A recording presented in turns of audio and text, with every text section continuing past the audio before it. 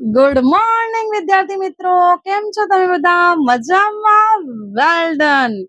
તો વિદ્યાર્થી મિત્રો, સ્વાગત છે તમારું કોમર્સ જ્ઞાન વિથ તબસુમ ચેનલમાં. તો વિદ્યાર્થી મિત્રો, તમે મારી વિડીયો દરરોજ જુઓ છો કે નહીં, અને પૂરી જુઓ છો કે નહીં, એ તો મને કમેન્ટ બોક્સમાં જણાવો કે હા મેમ, અમે તમારી વિડીયોને આખી જોઈએ છીએ અને એક પણ વિડીયો જોવામાં અમે ભૂલી જતા નથી. અને તમારી વિડીયોને અમે વધુમાં વધુ શેર કરીએ છીએ કે જેનાથી બીજા અમારા ફ્રેન્ડને પણ હેલ્પ મળી શકે અને તમે પણ અમારાથી પ્રોત્સાહિત થાઓ. મને આશા છે વિદ્યાર્થી મિત્રો તમે આવું કરતા હશો અને મારા ચેનલને વધુમાં વધુ શેર કરીને મારા ચેનલને વધુમાં વધુ શેર કરીને તમારા ફ્રેન્ડને પણ જોડાવો છો કે જેનાથી હું તમારા માટે સારામાં સારી વિડીયો બનાવી શકું. ઓકે વિદ્યાર્થી મિત્રો, સારું.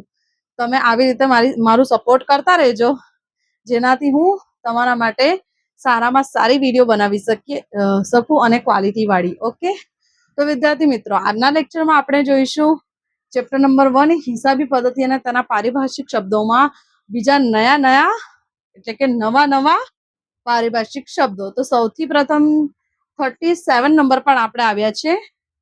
શું છે? પડતર. પડતરને અંગ્રેજીમાં શું કહેવાય? કોસ્ટ. ચલો પહેલા આપણે વાંચી લઈએ કે શું લખ્યું છે એમાં.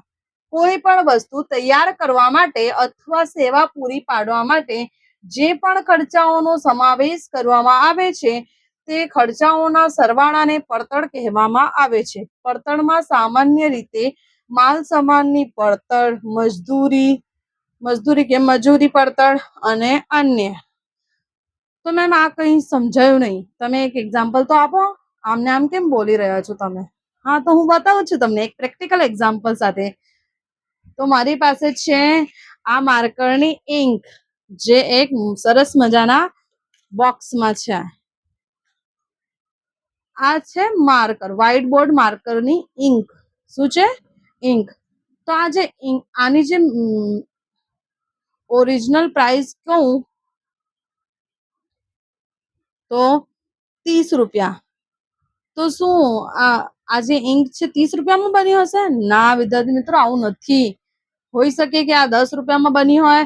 પછી આ જે જેમાં રાખવામાં આવ્યું છે જે બોટલમાં નાની અમથી, અને એનું ઢાંકણું જે લગાડવામાં આવ્યું છે એના પણ રૂપિયા એમણે વસૂલ્યા હોય. અને પછી આ જે સ્ટીકર વગેરે લગાડ્યું છે અને એમાં પોતાના બ્રાન્ડનું નામ પણ લખ્યું છે અને બધી ડિટેલ્સ લખેલી છે, તો એના પણ પૈસા એમાં એડ કર્યા હોય. અને આ જે બોક્સ છે, પેકેજિંગ છે એના માટે પણ એ લોકો પૈસા એડ કરે છે.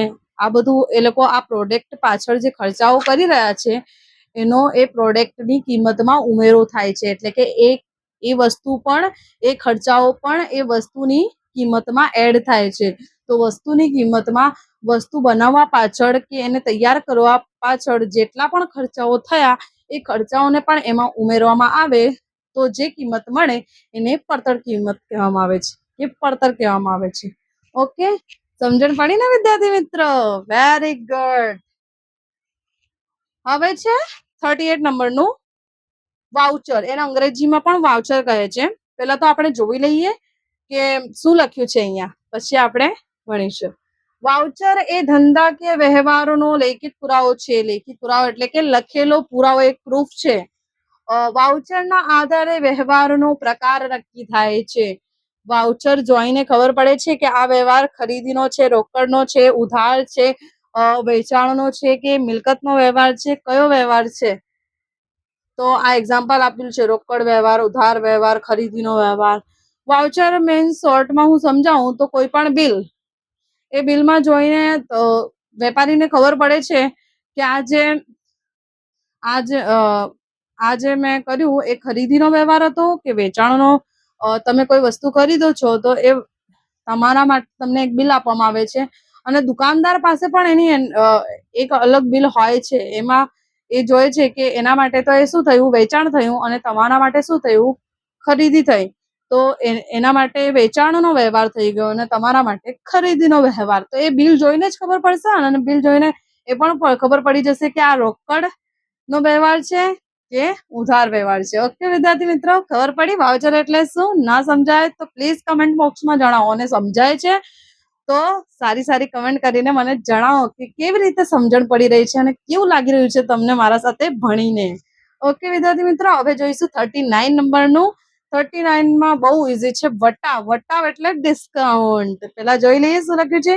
ખરીદ કે વેચાણની, એટલે કે તમે જે ખરીદી કરો છો અને જે વેચાણ કરો છે તેના રકમમાંથી શરતોને આધીન અમુક રકમ બાદ કરવામાં આવે અને ચોખ્ખી રકમ ચૂકવવામાં આવે છે. જે રકમ કુલ રકમમાંથી બાદ કરવામાં આવે છે તેને વટાવ કહેવામાં આવે છે.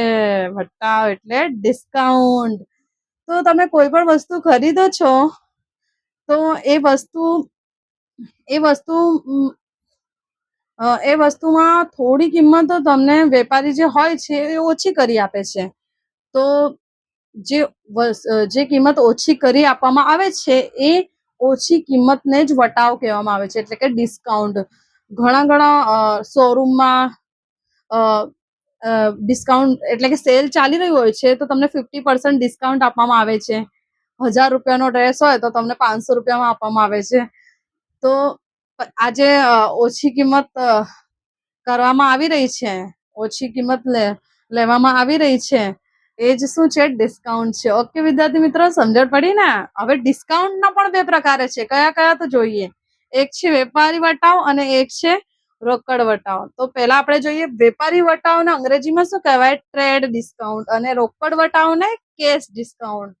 તો પહેલા તો આપણે જોઈએ વેપારી વટાવ એટલે શું. વેપારી દ્વારા વેચાણના સ્વરૂપે માલની કુલ કિંમતમાંથી અમુક ટકા રકમ બાદ કરી આપવામાં આવે તેને વેપારી વટાવ કહેવામાં આવે છે. અને પછી શું લખ્યું છે? વેપારી વટાવની ચોપડામાં નોંધ થતી નથી. તો વિદ્યાર્થી મિત્રો, તમને કોઈ કાપડની દુકાન બહુ જ ગમે છે અને તમે તમારી આખી ફેમિલીના કપડા ત્યાંથી જ લો છો અને દુકાનદાર પણ તમને ઓળખે છે, તો એ શું કરશે? જે ગ્રાહકો એના દરરોજના ગ્રાહકો છે, કોઈ એક જ ગ્રાહક માટે નહીં, બધા જ ગ્રાહકો માટે જે ઓછી કિંમત વસૂલે છે, એટલે કે ઓછી કિંમત લે છે, અને જે ઓછી કિંમત લે છે અને જે ઓછી કિંમત બાદ કરવામાં આવે છે, એ 2 કે 5% ડિસ્કાઉન્ટ આપે છે, તો એને શું કહેવાશે? વેપારી વટાવ. એ કોઈ એક જ ગ્રાહક પાસેથી નથી કરતું, એ બધાને જ કરે છે. એટલે કે બધા જ ગ્રાહકોને 5% ડિસ્કાઉન્ટ આપે છે, તો એને શું કહેવાશે? વેપારી વટાવ. અને એની ચોપડામાં નોંધ નથી થતી. હવે છે રોકડ વટાવ, કેશ ડિસ્કાઉન્ટ. વેચાણ કરેલ માલની રકમ ઝડપથી પરત મળે તે હેતુથી ગ્રાહકોને આકર્ષવા માટે મળવા પાત્ર રકમમાંથી જે રકમ કાપી આપવામાં આવે તેને રોકડ વટાવ કહેવામાં આવે છે. રોકડ વટાવની ચોપડે નોંધ કરવામાં આવે છે. જેમ કે માલની કિંમત છે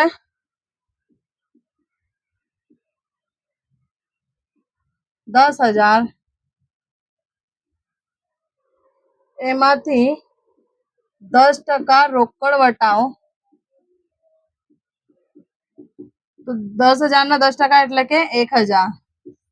તો 9,000 9,000 એ વસ્તુ તમને આપે છે. જેમ કે તમે કોઈ એના ગ્રાહક છો દુકાનદારના, અને તમે એને એમ કહો છો કે હું તમને 1 મહિના પછી રૂપિયા આપીશ. તો પછી દુકાનદાર શું કરે છે? એને પોતાના પૈસા વસૂલવા માટે શું કરે છે કે ઓફર આપે છે, તમને લાલચ આપે છે કે હું તમને 10% ડિસ્કાઉન્ટ આપીશ જો તમે હમણાં જ કેશમાં વસ્તુ લઈ જશો, તો રોકડમાં. તો તમે પણ વિચારો છો, મારી 1,000 ની બચત થશે. કેટલાની? 1,000 ની બચત થશે જો હું હજુ કેશ આપી દઉં. મારી પાસે ઓનલાઈન બેંકમાં તો પૈસા જ છે, હું સ્કેન કરીને આપી દઉં. તો આ શું થયું વિદ્યાર્થી મિત્રો? વેપારીએ શું કર્યું? તમને લાલચ આપી, ઓફર આપી, અને એનું નુકસાન નથી. એ પછી જો એ આવી રીતે ના કરે તો તમારા જેવા કેટલાક ગ્રાહકો છે એની પાસે, એ તો જો બધા ગ્રાહકો એક એક મહિના માટે ઉધાર લેતા હોય તો એના તો 1-2 લાખનો માલ ઉધાર જતો રહેશે ને. તો તો એ શું કરે છે, પોતાના રૂપિયાને ફ્રી કરી નાખે છે. તો આટલા પૈસા તો એને મળી જ ગયા ને, હવે એને ટેન્શન તો નહીં રહે ને. હવે આ પૈસાને વધારે પણ બનાવી શકે છે માર્કેટમાં. આ 9,000 ના એ 12,000 15,000 બનાવી શકે છે. તો